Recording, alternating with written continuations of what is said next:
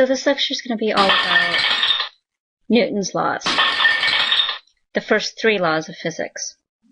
Hopefully by the end of this lecture, you not only have a better understanding of Newton's laws, but you will understand how those laws apply to designing a better rocket.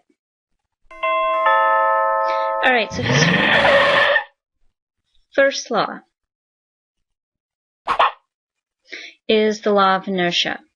An object at rest will remain at rest, while an object in motion will remain in motion, unless acted upon by an outside force. Ah! Kitty attack! What exactly does that mean? It sounds like a lot of fanciness. Well, let me give you an example. A baseball is being pitched, then hitting the ground. So, question. Thinking about a baseball being pitched and then hitting the ground as a law of inertia.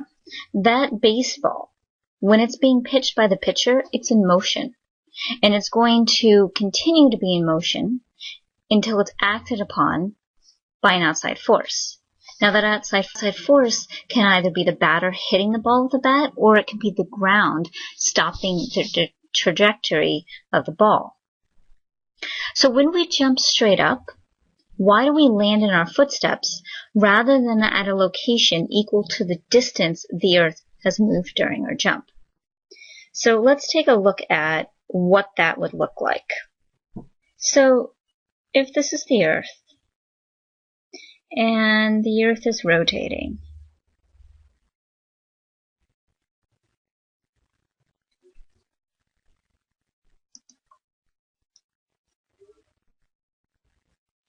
in this direction, and you stand here. My pen's being a little funny.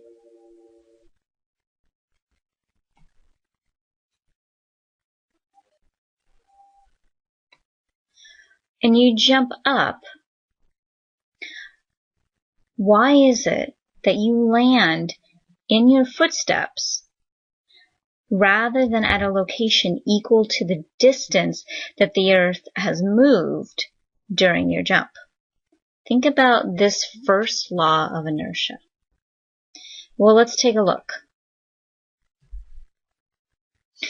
So we are a body in motion, and we are going to continue in that motion unless we're acted upon by an outside force, say an asteroid from outer space. So we will continue to move with the Earth unless acted upon by an outside force because of Newton's first law. Alright, let's take a look at his second law of motion. The motion of an object will be determined as a result of 2 factors: the amount of force that acts on the object and the amount of mass the object contains. So oftentimes this law is written as force equals mass times acceleration. So the amount of force needed to move an object is dependent on the mass of the object. The amount of force needed to accelerate an object is dependent upon the mass of the object. So for example, a pitching machine applies force to a ball, and the ball accelerates at a certain speed.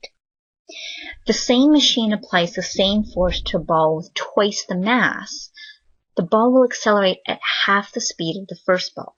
We call this an inverse relationship. So as one part of the equation increases, another part of the equation decreases.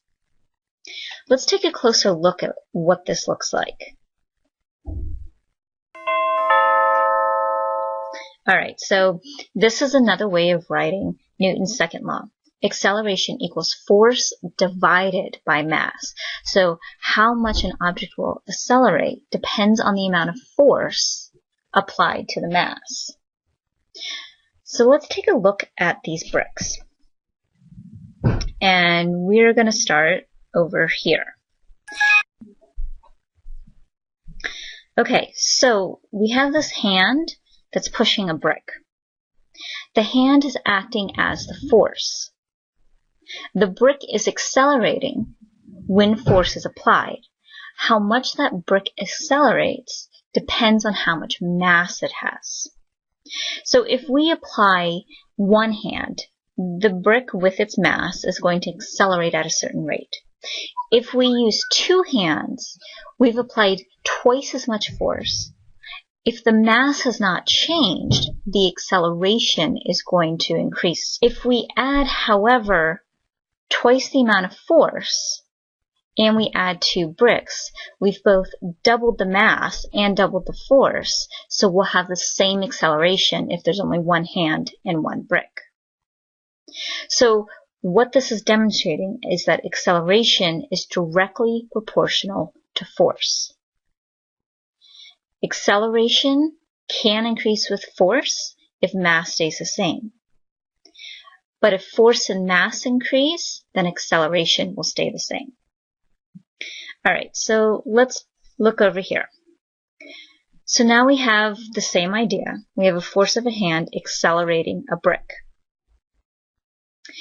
If the same force is applied, the same amount of force, so only one hand is applied to moving two bricks, there's only going to be half as much acceleration. That's what we call an inverse relationship. As one increases, the other decreases. And that same idea applies if the force stays the same, but now we add a third brick. There's only going to be a third as much acceleration. Okay, Newton's second law. Let's move on and talk about his last law.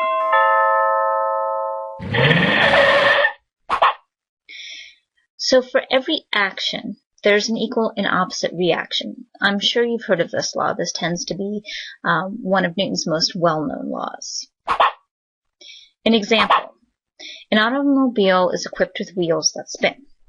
As the wheels spin, they are in essence pushing the road backwards. Now, of course, the road isn't actually moving backwards, but when you think in terms of physics, the wheels are applying a force to that road, and what's driving the car forward is those wheels pushing the road backwards.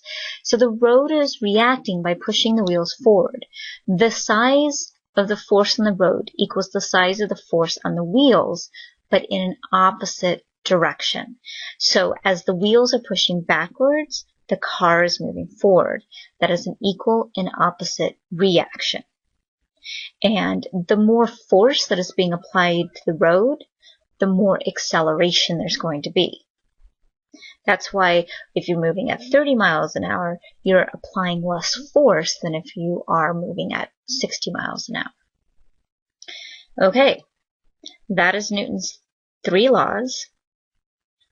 I'd like you to complete the summary now, and I also want you to start thinking about how these laws not only apply to the bottle rockets that you're designing, but how do these laws apply in your everyday life? What are some examples of Newton's 3 laws in your everyday life?